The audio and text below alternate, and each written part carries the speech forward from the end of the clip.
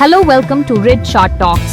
നാളത്തേക്കുള്ള അതായത് 2025 സെപ്റ്റംബർ 16ലേക്കുള്ള ഒരു Nifty 50 trade plan. അപ്പോൾ നമ്മളിന്ന് ഇതിലൊന്ന് ആഴത്തിൽ ഇറങ്ങിച്ചെല്ലാൻ പോവുകയാണ്. ഈ പ്ലാൻ മാർക്കറ്റിനെ എങ്ങനെയാണ് കാണുന്നത്, എവിടെയൊക്കെയാണ് വാങ്ങാനും വിൽക്കാനും സാധ്യതകൾ കാണുന്നത്, ലാഭം, നഷ്ടം, ഇതൊക്കെ എങ്ങനെ കൈകാര്യം ചെയ്യണമെന്ന് പറയുന്നു. മൊത്തത്തിൽ എന്താണ് ഈ പ്ലാൻ്റെ ഒരു നോട്ടം? അതൊക്കെ ഒന്ന് വിശദമായിട്ട് തന്നെ നോക്കാം. ശരി, അപ്പോൾ നമുക്ക് തുടങ്ങാം. ആദ്യമേ തന്നെ പ്ലാനിൽ പറയുന്നത് നിലവിലെ വില 25,069. ഇത് 25,000 എന്ന ഡിമാൻഡ് സോണിനും പിന്നെ 25,120 എന്ന സപ്ലൈ സോണിനും ഇതിന്റെ രണ്ടിന്റെയും ഇടയിലാണ് നിൽക്കുന്നതെന്ന് പറയുന്നു. ശരിക്കും ഒരു ടഗ് ഓഫ് വാർ പോലെയാണല്ലോ ഇത്, അല്ലേ? അതെ അതെ, ആ പറഞ്ഞത് വളരെ ശരിയാണ്. ഈ ഡിമാൻഡ് സോൺ, അതായത് 25,000, അവിടെ സാധാരണ വിലയെത്തുമ്പോൾ കൂടുതൽ ആൾക്കാർ വാങ്ങാൻ താൽപ്പര്യം കാണിക്കുന്ന ഒരിടമാണ്. ഓക്കെ. അതുപോലെ മുകളിലുള്ള സപ്ലൈ സോൺ, ആ 25,120, അവിടെ എത്തുമ്പോൾ വിൽക്കാനുള്ള ഒരു സമ്മർദ്ദം വരാം. അപ്പോൾ വില ഇതിന്റെ കൃത്യം നടുക്ക് ഈ 25,069 നിൽക്കുമ്പോൾ മാർക്കറ്റിനെ എങ്ങോട്ട് പോകണമെന്നൊരു കൺഫ്യൂഷൻ അല്ലെങ്കിൽ ഒരു തീരുമാനമില്ലാത്ത അവസ്ഥയാണ്. ശരിയാണ്. അപ്പോൾ ഈയൊരു അവസ്ഥയോട് ചേർത്ത് വായിക്കാൻ പ്ലാനിൽ വേറൊരു കാര്യം പറയുന്നുണ്ട്. RSI, റിലേറ്റീവ് സ്ട്രെങ്ത് ഇൻഡെക്സ്, അത് 44 എന്താണ് ഈ 44 എന്നതുകൊണ്ട് ഉദ്ദേശിക്കുന്നത്? RSI അത് മാർക്കറ്റിന്റെ ഒരു മൊമെന്റം അല്ലെങ്കിൽ അതിന്റെ ഒരു ശക്തി അളക്കുന്ന ടൂളാണ്. സാധാരണ നമ്മൾ 70 മുകളിൽ ഓവർബോട്ട് എന്നും 30 താഴെ ഓവർസോൾഡ് എന്നൊക്കെ പറയാറില്ലേ? ഇവിടെ 44 എന്ന് പറയുമ്പോൾ അത് 50 എന്ന നടുക്കുള്ള ലെവലിന് താഴെയാണ്. ടെക്നിക്കലി പറഞ്ഞാൽ ഇതൊരു ചെറിയ ദൗർബല്യം, മാർക്കറ്റിലൊരു ചെറിയ വീക്ക്നെസ് ഉണ്ടെന്നോ അല്ലെങ്കിൽ മുകളിലേക്ക് പോകാനുള്ള ഒരു ഊർജം കുറവാണെന്നോ മൈൽഡ് ബെയറിഷ് ബയാസ് ആണ് ഈ പ്ലാൻ കാണുന്നത്. ഇവിടെ രസകരമായ കാര്യം, ഈ RSI 44 എന്നതും വില ആ രണ്ട് സോണുകൾക്കിടയിൽ ഇങ്ങനെ അനങ്ങാതെ നിൽക്കുന്നതും തമ്മിലൊരു ബന്ധമുണ്ട്. അതായത് ആ ഒരു കയറ്റം കേറാൻ കുറച്ചൊന്ന് മടിച്ചു നിൽക്കുന്ന പോലെ RSIയും അത് സപ്പോർട്ട് ചെയ്യുന്നുണ്ട്. മനസ്സിലായി. അപ്പോൾ ഒരു തരം വെയിറ്റിംഗ് ഗെയിം ആണെങ്കിലും ചെറിയൊരു താഴ്ചയ്ക്കുള്ള സാധ്യതയും കാണുന്നു. ഇനിയിപ്പം കാര്യങ്ങൾ മാറിമറിഞ്ഞ് ബുള്ളിഷായി മുകളിലേക്ക് പോകാനാണ് ശ്രമിക്കുന്നതെങ്കിൽ എന്താണ് പ്ലാനിൽ പറയുന്നത്? പ്ലാനിൽ പറയുന്നു 25,100 എന്ന ലെവലിന് മുകളിലേക്ക് വില പോയാൽ അപ്പോൾ ലോങ് പോകാം, അതായത് വാങ്ങാം. എന്തായിരിക്കും ആ 25,100 അങ്ങനൊരു പ്രാധാന്യം വരാൻ കാരണം? നമ്മൾ നേരത്തെ പറഞ്ഞ സപ്ലൈ സോൺ 25,120 ആണല്ലോ. നല്ല ചോദ്യം. ഈ 25,100 എന്ന ലെവൽ ആ 25,120 എന്ന സപ്ലൈ സോണിന് തൊട്ട് താഴെയാണല്ലേ? അതെ. അപ്പോൾ ഈ പ്ലാനിന്റെ ഒരു ചിന്ത ഇങ്ങനെയായിരിക്കാം: പ്രധാന റെസിസ്റ്റൻസ് സോണിലേക്ക് വില വീണ്ടും എത്തുകയാണെങ്കിൽ അതിനെ ബ്രേക്ക് ചെയ്യാൻ ഒരു സാധ്യതയുണ്ട് എന്ന് തോന്നിയാൽ ആ ഒരു മൂവ്മെന്റ് തുടങ്ങുമ്പോൾ തന്നെ, അതായത് 25,100 കടക്കുമ്പോൾ തന്നെ ഒരു എൻട്രി എടുക്കുക. മുഴുവൻ സോണും കടക്കാൻ ചിലപ്പോൾ കാത്തു നിൽക്കുന്നില്ല, ആ ഒരു ശ്രമം തുടങ്ങുമ്പോൾ തന്നെ കയറുക എന്നതാവാം. ശരി. അപ്പോൾ അങ്ങനെ ഒരു എൻട്രി എടുത്താൽ ലക്ഷ്യങ്ങൾ, ടാർഗറ്റ്സ് പറയുന്നത് 25,140, പിന്നെ 25,180, 2 ടാർഗറ്റ്സ്. അതെ. സ്റ്റോപ്പ് ലോസ് SL അത് 25,040 എന്നും വെച്ചിട്ടുണ്ട്. ഈ സ്റ്റോപ്പ് ലോസ് ലെവൽ 25,040 അതിനെന്തെങ്കിലും?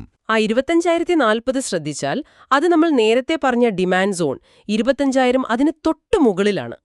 ശരിയാണ്. അപ്പോൾ ഒരു പക്ഷേ എൻട്രി എടുത്ത ശേഷം വില ചെറുതായി ഒന്ന് താഴോട്ട് വന്നാലും ആ പ്രധാനപ്പെട്ട സപ്പോർട്ട് ബ്രേക്ക് ചെയ്യാത്തിടത്തോളം ആ ട്രേഡിൽ നിൽക്കാനുള്ളൊരു സ്പേസ് കൊടുക്കുകയാണ് ആ സ്റ്റോപ്പ് ലോസ് ചെയ്യുന്നത്. ടാർഗറ്റുകളാണെങ്കിൽ 25,140, 180, അതൊക്കെ ഒരു പക്ഷേ ആ സപ്ലൈ സോൺ 25,120 കടന്നാൽ പിന്നെ തടസ്സമായേക്കാവുന്ന അടുത്ത ലെവലുകളായിരിക്കാം. വളരെ ഒരു ചിട്ടയായ പ്ലാനാണ്. അതെ, വളരെ വ്യക്തമാണ്. ഇനി മറ്റേ ഭാഗത്തേക്ക് വരാം. താഴേക്കുള്ള സാധ്യത. പ്ലാനിൽ ഇതിനാണ് കുറച്ചുകൂടി ഊന്നൽ കൊടുത്തതെന്ന് തോന്നുന്നു. മാർക്കറ്റ് വീക്കായാൽ വില താഴേക്ക് വന്നാൽ എന്താണ് സ്ട്രാറ്റജി? ഇവിടെ 2 വഴികൾ പറയുന്നുണ്ടല്ലോ. 2 സാധ്യതകൾ പറയുന്നുണ്ട്. ഒന്നാമത്തേത്, വില 25,000 താഴേക്ക് പോയാൽ ഷോർട്ട് പോകാം, അതായത് വിൽക്കാം. ഈ 25,000 ആണെങ്കിൽ നമ്മൾ തുടക്കം മുതലേ പറയുന്ന ആ ഡിമാൻഡ് സോണാണ്. അപ്പോൾ അത് ബ്രേക്ക് ചെയ്താൽ പിന്നെ താഴോട്ട് നല്ല സ്പേസ് ഉണ്ടെന്നാണ് ഈ പ്ലാൻ കാണുന്നതല്ലേ? തീർച്ചയായും. ഒരു പ്രധാനപ്പെട്ട സപ്പോർട്ട് ലെവൽ, അതും ഒരു ഡിമാൻഡ് സോണായിട്ട് നമ്മൾ കാണുന്ന ഒരിടം, അത് ബ്രേക്ക് ചെയ്യുമ്പോൾ സ്വാഭാവികമായും വിൽപ്പനക്കാർക്ക് ഒരു അഡ്വാൻറ്റേജ് കിട്ടി എന്ന് പറയാം. അപ്പോൾ ആ 25,000 നഷ്ടപ്പെട്ടാൽ പിന്നെ താഴെയുള്ള ലെവലുകളിലേക്ക്, അതായത് ഇവിടെ ടാർഗറ്റായിട്ട് പറയുന്ന 24,920, 24,880 അങ്ങോട്ടേക്ക് പോവാൻ സാധ്യതയുണ്ട് എന്ന അനുമാനത്തിലാണ് ഈ ഷോർട്ട് എൻട്രി. ശരി. അപ്പോൾ ഈ കേസിൽ ടാർഗറ്റ് 24,920, 24,880, സ്റ്റോപ്പ് ലോസ് 25,060. അതായത് 25,000 താഴെ വിറ്റ ശേഷം തിരിച്ചു കയറി 25,060 എത്തിയാൽ അവിടെ നഷ്ടം ലിമിറ്റ് ചെയ്യണം. അതെ, കറക്റ്റ്. ഇനി രണ്ടാമത്തെ ഒരു ഷോർട്ട് ഓപ്ഷൻ കൂടിയുണ്ട്. ഇത് കുറച്ചുകൂടി എനിക്കിത്തിരി വ്യത്യസ്തമായിട്ട് തോന്നി. വില 25,120, അതായത് ആ സപ്ലൈ സോൺ അതിൻ്റെ അടുത്തേക്ക് എത്തുന്നു, പക്ഷെ അവിടെ തട്ടി മുകളിലേക്ക് പോകാൻ പറ്റാതെ താഴേക്ക് തിരിയുന്ന ഒരു ലക്ഷണം, ഒരു റിജക്ഷൻ കാണിച്ചാൽ അപ്പോഴും ഷോർട്ട് പോകാമെന്ന്. ഇത് ആദ്യത്തേതിൽ നിന്ന് എങ്ങനെ വ്യത്യാസപ്പെട്ടിരിക്കുന്നു? ഇത് രണ്ടും ഷോർട്ട് സെല്ലിംഗ് തന്നെയാണേലും അതിൻ്റെ ഒരു ടൈമിങ്ങും റിസ്ക്കും വ്യത്യാസമുണ്ട്. ആദ്യത്തെ കേസ് 25,000 ബ്രേക്ക് ചെയ്യുന്നത് അതൊരു ബ്രേക്ക് ഡൗൺ ട്രേഡാണ്. അതായത് ഒരു സപ്പോർട്ട് പൊട്ടിയെന്ന് ഉറപ്പാക്കിയിട്ട് ആ ദിശയിലേക്ക് ട്രേഡ് എടുക്കുന്നു. കുറച്ചുകൂടി ഒരു കൺഫർമേഷൻ ഉണ്ട്. ഓക്കെ. രണ്ടാമത്തെ കേസ് ഈ 25,120 റിജക്ഷൻ നോക്കുന്നത് അതൊരു സെല്ലിംഗ് അറ്റ് റെസിസ്റ്റൻസ് സ്ട്രാറ്റജിയാണ്. വില ഒരു പ്രധാന തടസ്സത്തിൽ തട്ടിത്തിരിയുമെന്ന് നമ്മൾ മുൻകൂട്ടി കണ്ട് അതിന്റെ ആദ്യത്തെ സൂചന കിട്ടുമ്പോൾ തന്നെ ചിലപ്പോൾ ഒരു കാൻഡിൽ സ്റ്റിക്ക് പാറ്റേൺ ഒക്കെ നോക്കി അപ്പം തന്നെ വിൽക്കാൻ ശ്രമിക്കുന്നു. അപ്പോ ഇവിടെ എൻട്രി കുറച്ചുകൂടി നേരത്തെ കിട്ടുമല്ലേ? അതെ, നേരത്തെ കിട്ടും. ഒരുപക്ഷെ കൂടുതൽ ലാഭസാധ്യതയും ഉണ്ടാവാം. പക്ഷേ അതൊരു ഫോൾസ് സിഗ്നൽ, അതായത് തെറ്റായ സൂചനയാകാനും സാധ്യതയുണ്ട്. വില അവിടെ ചെറുതായി ഒന്ന് തട്ടിയിട്ട് വീണ്ടും ശക്തിയായി മുകളിലേക്ക് പോവാം. അപ്പോൾ റിസ്ക്കും കൂടുതലാണ്. ശരിയാണ്. അപ്പോൾ ഈ രണ്ടാമത്തെ രീതിയിൽ ടാർഗറ്റ് 25,000 ആണ്, അതായത് അടുത്ത സപ്പോർട്ട് സോൺ വരെ. സ്റ്റോപ്പ് ലോസ് 25,160, ആ സപ്ലൈ സോണിന് തൊട്ടുമുകളിൽ. ഇത് കൊള്ളാം. കാരണം ഈ പ്ലാൻ ഒരേ സമയം കുറച്ച് സേഫായിട്ട് കളിക്കാൻ ആഗ്രഹിക്കുന്നവർക്കും ബ്രേക്ക് ഡൗൺ, കുറച്ചുകൂടി നേരത്തെ റിസ്ക് എടുത്ത് എൻട്രി എടുക്കാൻ തയ്യാറുള്ളവർക്കും ഓപ്ഷൻസ് കൊടുക്കുന്നുണ്ട്. തീർച്ചയായും അതൊരു നല്ല പ്ലാനിന്റെ ലക്ഷണമാണ്. അത് മാർക്കറ്റിലെ പല സാധ്യതകളെയും പിന്നെ ട്രേഡർമാരുടെ പലതരം റിസ്ക് എടുക്കാനുള്ള താൽപ്പര്യങ്ങളെയും പരിഗണിക്കുന്നുണ്ട്. ഓരോന്നിനും അതിൻ്റെതായ ഗുണദോഷങ്ങളുണ്ട്. 25,000 പൊട്ടിയ ശേഷം ഷോർട്ട് ചെയ്താൽ ചിലപ്പോൾ കുറച്ച് മൂവ്മെന്റ് മിസ്സായിട്ടുണ്ടാവാം. 25,120 റിജക്ഷൻ നോക്കി നേരത്തെ കയറിയാൽ ചിലപ്പോൾ സ്റ്റോപ്പ് ലോസ് അടിക്കാനും സാധ്യതയുണ്ട്. അതാണ് ട്രേഡിംഗ്. അതെ. അപ്പോൾ നമ്മൾ ലോങ് സൈഡും 2 ഷോർട്ട് സൈഡും നോക്കി ഇതെല്ലാം കൂടെ ചേർത്ത് വായിക്കുമ്പോൾ ഈ പ്ലാനിൻ്റെ ഒരു മൊത്തത്തിലുള്ള ചായ്വ്, ഒരു ബയാസ് എന്താണ്? നാളത്തെ മാർക്കറ്റിനെ പറ്റി ഇത് തരുന്ന ഒരു പ്രധാന സൂചന പ്ലാനിൽ തന്നെ അത് പറയുന്നുണ്ടെന്ന് തോന്നുന്നു. വീക്കായ RSI 44, പിന്നെ ആ 25,120 റെസിസ്റ്റൻസ്, ഇതൊക്കെ വെച്ച് നോക്കുമ്പോൾ ഒരു പുൾ ബാക്ക്, അതായത് വില കുറച്ചൊന്ന് താഴേക്ക് വരാനുള്ള സാധ്യതയാണ് കൂടുതലെന്ന്. ഇത് ശരിയാണോ? അതെ, പ്ലാന്റെ ഒരു നിഗമനം അതാണ്. നിലവിൽ കാണുന്ന സിഗ്നലുകൾ, അതായത് RSI 50 താഴെയാണ്, പ്രധാന റെസിസ്റ്റൻസ് തൊട്ടുമുകളിലുണ്ട്. അപ്പോൾ ഈ സാഹചര്യത്തിൽ മുകളിലേക്കുള്ളൊരു വലിയ മുന്നേറ്റത്തിനേക്കാൾ ഒരു ചെറിയ തിരുത്തലിനോ അല്ലെങ്കിൽ താഴേക്കുള്ളൊരു നീക്കത്തിനോ ആണ് സാധ്യത കൂടുതലെന്ന് പ്ലാൻ കണക്കുകൂട്ടുന്നു. അതുകൊണ്ടാണ് 2 ഷോർട്ട് എൻട്രി ഓപ്ഷനുകൾക്ക് കുറച്ചുകൂടി വ്യക്തത കൊടുത്തത്. ഒന്ന് സപ്പോർട്ട് ബ്രേക്ക് ചെയ്യുമ്പോൾ, മറ്റേത് റെസിസ്റ്റൻസിൽ തട്ടിത്തിരിയുമ്പോൾ. എന്നാൽ അതോടൊപ്പം തന്നെ പ്ലാനിൽ ഒരു പ്രധാന കണ്ടീഷനും വെക്കുന്നുണ്ട്. 25,100 മുകളിലേക്കൊരു സ്ട്രോങ് മൂവ് വന്നാൽ ഈ താഴെയുള്ള കാഴ്ചപ്പാട് മാറും. പിന്നെ മുകളിലേക്കാണ് ശ്രദ്ധിക്കേണ്ടത്. ഈ ഒരു ഫ്ലെക്സിബിലിറ്റി അത് പ്രധാനമല്ലേ? വളരെ പ്രധാനമാണ്.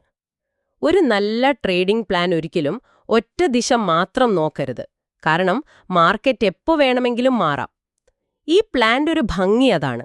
അത് നിലവിലെ അവസ്ഥ വെച്ച് ഒരു സാധ്യതയ്ക്ക് ചെറിയ ബേറിഷ് മുൻഗണന കൊടുക്കുന്നു. പക്ഷെ കളി മാറിയാൽ, അതായത് ആ നിർണായക ലെവൽ 25,100 ബ്രേക്ക് ചെയ്താൽ, അപ്പോൾ എന്തു ചെയ്യണമെന്നതിനും വ്യക്തമായൊരു പ്ലാൻ, ലോങ് എൻട്രി ഉണ്ട്. അനിശ്ചിതത്വത്തെ മാനിക്കുന്നൊരു പ്ലാനാണിത്. ശരിയാണ്. ചുരുക്കി പറഞ്ഞാൽ ഈ പ്ലാൻ പറയുന്നത് ശ്രദ്ധിക്കേണ്ട യുദ്ധകളങ്ങൾ 25,000 താഴെ, 25,100 മുകളിലേക്കുള്ള ആദ്യ സിഗ്നൽ, 25,120 മുകളിലെ തടസ്സം.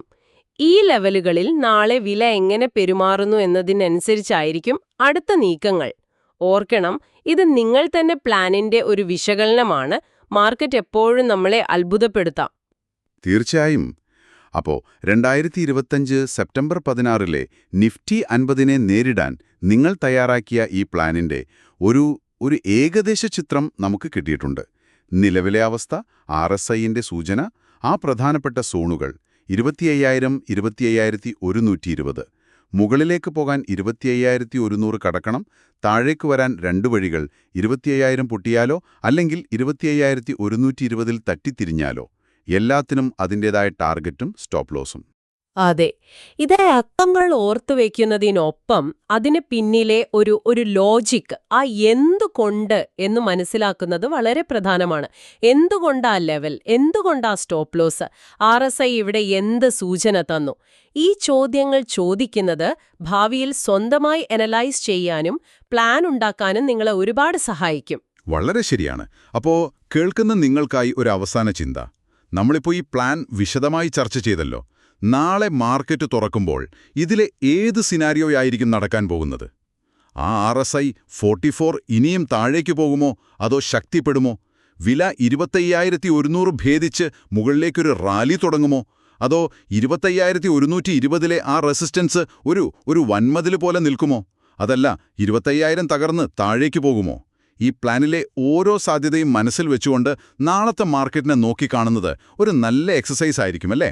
എന്തായാലും നിങ്ങളുടെ ട്രേഡ് പ്ലാനിന്റെ ഈ ആഴത്തിലുള്ള വിശകലനത്തിൽ ഞങ്ങളോടൊപ്പം പങ്കുചേർന്നതിന് വളരെ നന്ദി.